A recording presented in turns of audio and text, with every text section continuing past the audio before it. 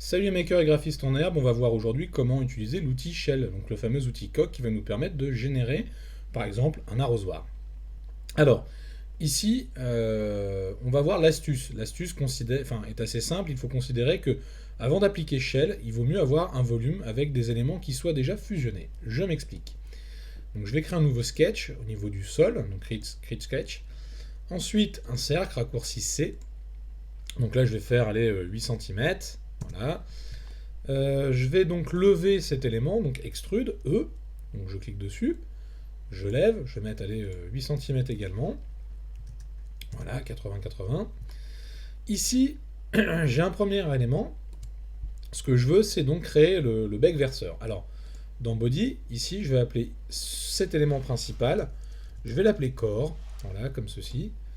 Hop, vue de droite. Et maintenant, je vais créer lance. Alors, lance, je me suis mis sur une des vues, front, right ou left, comme vous voulez. Mais je vais faire un clic droit sur corps et je vais faire ici pour le laisser visible, je vais le laisser à 50%. Maintenant, je vais faire Create Sketch, créer un nouveau plan de dessin. Je vais cliquer donc sur ce plan-là, voilà. Et je vais créer un cercle, donc là, ici, à l'axe, donc je me positionne là, vous voyez. Si je tire, j'ai des petits pointillés qui me permettent de rester pile poil dans l'entre-axe. Et je vais taper 30, donc 3 cm. Une fois que c'est fait, je vais extruder cette partie-là. Donc je vais cliquer sur E, vous pouvez revenir dans Solide, faire extrusion, comme ceci. Alors, attention, ici, qu'est-ce qu'on va faire? Au lieu de choisir Cut, on va faire New Body. Alors, maintenant, je vais affiner, je dirais, le bec. Donc ce que je vais faire, c'est que je vais travailler ici avec la poignée, de façon à pouvoir, vous voyez, gérer un angle. Comme ceci. Donc l'angle du bec, en fait.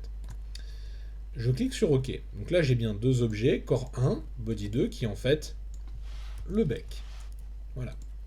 Alors, je vais cliquer sur bec, me mettre sur la vue de côté, et donc là, je suis sur la vue arrière, vu que je l'ai fait sur la vue de droite ou de gauche, je ne sais plus. Et je vais aller chercher l'outil Move Copy, raccourci M, et je vais bouger donc mon élément, et venir, vous voyez, donc ici, ça me permet de le bouger, je peux le faire aussi avec les flèches, ou tout simplement, voilà, relever ici le bec verseur et venir le positionner au plus bas pour que l'eau puisse s'écouler tranquillement à l'intérieur. Une fois que c'est fait, donc je valide, ok, donc j'ai toujours deux éléments bien positionnés, pas de souci, ils sont l'un dans l'autre. Sauf que ce que je souhaite, donc là je vais repasser corps ici, clic droit, opacity control 100%. Ce que je vais faire, c'est que je vais tout simplement maintenant utiliser l'outil combine, voilà, combine, et je vais faire target body, donc la cible, le tools body, le bec. Ici, je vais choisir joindre. Je clique sur OK. Il ne me reste plus qu'un seul élément, corps, puisque tout ça, en fait, c'est devenu une seule et même entité. Alors, maintenant, on peut appliquer l'outil Shell. Donc ça veut dire que je peux créer un percement au-dessus, nouveau sketch. Alors attention, si vous avez une anse, pensez à décaler le trou, voilà, de façon à pouvoir verser l'eau dedans. Ici, je vais cliquer, vous voyez, directement sur la surface du dessus. Ça va être mon plan de travail pour dessiner. Je vais reprendre l'outil cylindre, hop, je vais me mettre là, tac, hop, voilà. Je vais faire une petite extrusion à cet élément, E, je clique, je relève, et voilà. Joindre. Alors, une fois que je suis là, je vais pouvoir utiliser l'outil Shell et l'appliquer donc sur l'ensemble des éléments.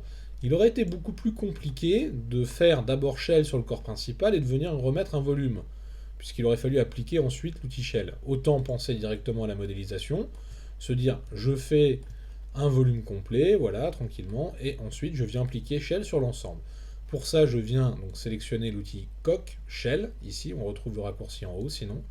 Je sélectionne le trou où doit rentrer l'eau, je sélectionne le trou où doit sortir l'eau, je mets une épaisseur, donc allez, on va dire 2,5, voilà, ok, et du coup, j'ai créé, vous voyez, mon arrosoir. Si je travaille en coupe, si je veux vérifier, je prends Inspect, section analyse, je choisis le plan de coupe ici, qui est le plan de l'axe, je valide. Donc là, on peut bien sûr le désactiver, hein, ici avec l'œil, vous voyez, directement. J'en parle dans un tuto précédent, mais je vais le montrer régulièrement. Voilà, et là, je n'ai pas eu de souci. J'ai bien, vous voyez, un élément qui s'est appliqué sur l'ensemble. Donc j'ai gagné du temps. Voilà. Ça ne vous empêche pas ensuite, avec Modify, par exemple, de venir travailler ici, vous voyez, avec l'outil filet. Alors attention de ne pas rentrer dans le bec verseur, enfin dans la partie entrante ici. Oups, la bêtise. Donc outil filet F raccourci.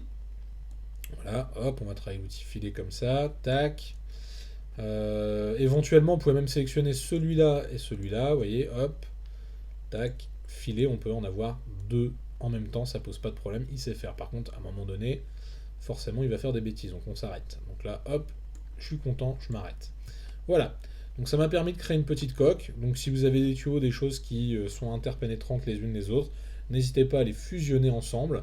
Comme ça, à la fin, l'outil coque s'appliquera sur un seul et même élément. Eh bien écoutez, j'espère que le tuto vous aura plu. N'hésitez pas à mettre un petit pouce bleu si ça vous a plu. Et si vous avez envie de suivre la chaîne et d'apprendre d'autres astuces, donc là c'est vraiment pour les débutants, ou les confirmer, bon on peut toujours apprendre des choses pour les autres, n'hésitez pas à vous abonner. Voilà. Et bien sur ce, je vous dis à très bientôt.